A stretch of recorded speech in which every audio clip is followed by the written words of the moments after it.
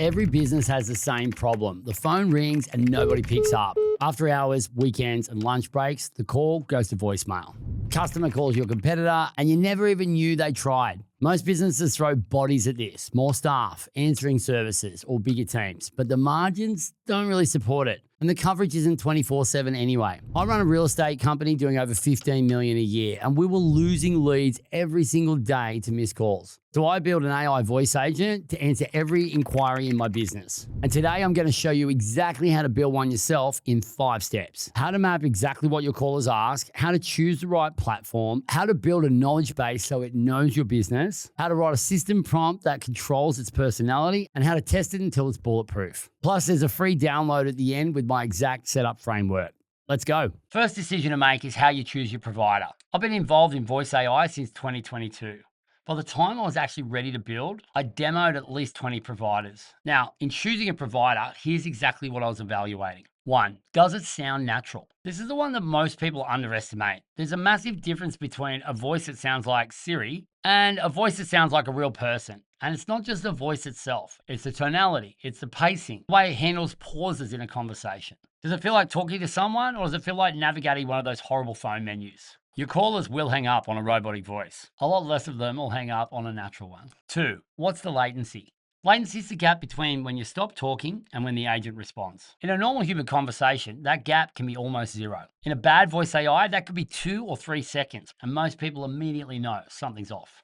You also want to know, does it talk over you? If you interrupt, does it handle that gracefully? Or does it freak out and lose the thread entirely? Low latency, graceful interruption handling, non-negotiable. 3, how accurate is it? Ask it a question, then ask it another question in the same sentence. Does it answer both? Does it remember what you asked it 3 turns ago? Does it confuse similar suburb names or property addresses? Accuracy compounds, and one wrong answer early in the call can poison the whole interaction.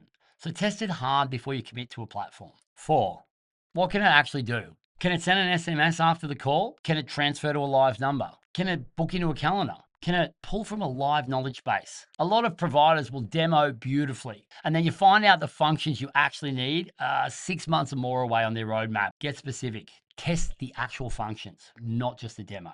5, can it integrate with your ecosystem? At Presence Real Estate Group, we've got a custom tech stack that keeps evolving. We've got HubSpot as an enterprise solution. We've got our property management platform. We've got Rex, our PropTech CRM that a lot of the field agents use. And we've got custom automations that we build out over time and continue to evolve.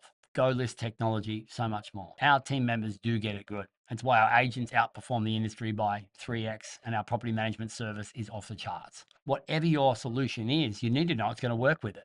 I needed to know the platform could grow with us, not just lock us into their way of doing things and have to deal with their roadmap. So I asked to see the API documentation before we had a serious conversation. If a provider won't show you their API docs up front, walk away. 6, are they live in Australia with real clients? Not pilots, not beta users, actual paying businesses in this market, with phone numbers that I could call and test myself. Cold. They should have the brands they're working with on their website, very easy to get hold of. And you don't need to ring them for permission, just ring the businesses. They should be using the technology if it's that good. 7, will they actually work with you? Now, this space moves fast. I wasn't looking for a vendor, I wanted a build partner. Now, some providers were upfront about it. I think you might be too advanced for where we're at right now. I respected that more than the ones who oversold. Better to know early than be stuck in a contract later with reputational damage. VOQUO ticked all 7. And that's who I'm running with. Every voice AI agent runs on a system prompt. It's instructions or document that tells the AI who it is, what it does, how it behaves,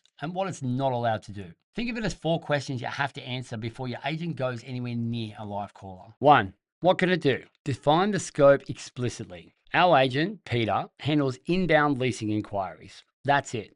Not maintenance, not payments, not sales. The tighter the scope, the better the agent performs. Trying to make AI do everything is how you end up with an AI that does nothing well. 2, what can't it do? Just as important. Write the hard limits in. Peter will never name a property not in his live catalogue. He will never confirm an inspection time that is not verified. He will never guess. If he doesn't know, he says so and offers for he or the team to follow up. These rules prevent hallucination.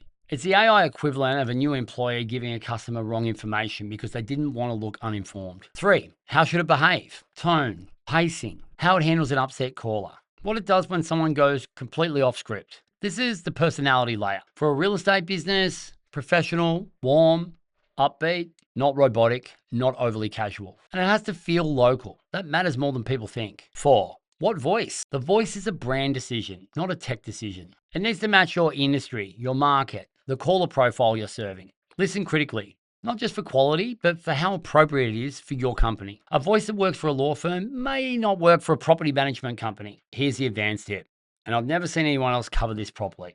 We cover 5 regions: Newcastle, Lake Macquarie, Maitland, Port Stephens, and Central Coast. And suburbs with streets that sound like streets in other suburbs. Callers over the phone don't always enunciate clearly. So I built phonetic tables to build into the system prompt itself.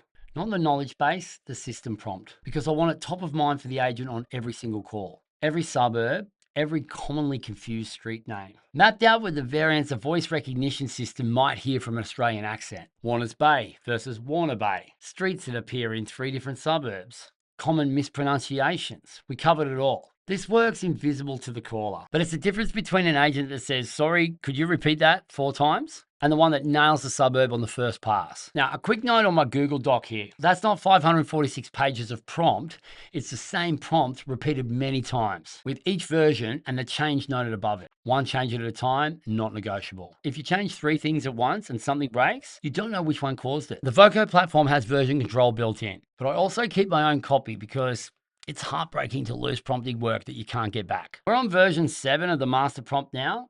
Every version is a single change, tested and archived. Step 2, the knowledge base. The system prompt is the agent's brain. The knowledge base is its memory. Everything the agent needs to know that isn't baked into the prompt lives here. Your current listings, your service areas, FAQs that your team answers 10 times a day. Without a knowledge base, you have a smart but uninformed receptionist. They can hold a conversation, but they don't know your inventory, so they can't be of much value to the customer. The critical thing, knowledge bases need to be maintained. If a property leases and you don't update the catalog, your agent will keep booking inspections for it. Garbage in, garbage out. And in a live customer-facing system, that has real consequences. Step 3, agentic functions. Everything I've covered so far is about the conversation itself, but the real power of a voice AI agent isn't just what it says, it's what it does next. SMS follow-up. As soon as a call ends, the agent fires an SMS. Inspection confirmation, a link to the application form, property details. This happens in seconds with no human involved. The call is moving down the funnel now before your team's even seen the notification. Call transfers and handoff. When a conversation needs a human, like a complex complaint or urgent maintenance or a distressed caller, the agent escalates it. Now, the rules for when to escalate are written into the system prompt. You decide the thresholds. Complaint handling. Pay attention to this one. The wrong response to an upset caller isn't just a bad experience. It's a compliance and reputational risk. Your system prompt needs explicit instructions for how the agent handles the right de-escalation language, what not to say, when to get a human on the line immediately. Now, this is the one that most people skip. Do not skip it. CRM integration. Every call, every lead, every booking flows directly into your CRM. For us, that's HubSpot as the central hub connected to our property management and our sales platforms. If you deploy a voice agent without connecting it to your systems, you've saved time, but you've really just built a very expensive voicemail. Here's what I want to be straight with you about. The first version of your agent will be wrong. Not dangerously wrong, but noticeably imperfect. The businesses that win with this treat it like a new team member in their first 3 months. They get accurate information. They get asked the right qualifying questions. You watch them, you correct them, you update the training. When something goes wrong, and something will go wrong, you need to be able to roll back in under 5 minutes. Build that in your process before you go live. Here's what's on the other side of doing this properly. Your phone gets answered at 7:30 p.m. on a Friday. A prospective tenant calls about that 4-bedroom overlooking Warners Bay. They get accurate information. They get asked the right qualifying questions. They get booked into an inspection, all without anyone on your team needing to be involved. If your competitor has this and you don't, that tenant's in their inspection, not yours. Make an application on their property, not yours, and your landlord is missing out. Speed to lead's becoming more and more important in the real estate and any service industry. The real estate industry runs on first response. Voice AI makes you first, every time. Hey, if you want the system prompt framework I use, drop agent in the comments and I'll send it straight to you. The platform is VOQUO. with the link in the bio as well. And subscribe so that you don't miss the next piece of content that I make for you to add more value to your customers and value to your business. So there it is, 5 steps. Map your inquiry types, choose your platform, build your knowledge base, write your system prompt, test, break, refine, and go live. Think about where you were at the start of this video. Missed calls, voicemails piling up, leads going to competitors, throwing bodies at the problem that the budget can't support. Now, think about where you could be in 30 days. Every call answered, 24/7, no extra headcount, your team doing higher value work instead of playing phone tag, and valuable data from every single conversation feeding back into your business. That is not 5 years away. That is 5 steps away. I've put together a free download with a full step checklist, a system prompt template, and a heap of other notes. The link's in the description. Go and grab it. If you've got any questions, leave them in the comments. Remember to subscribe, and I'll see you on the next video.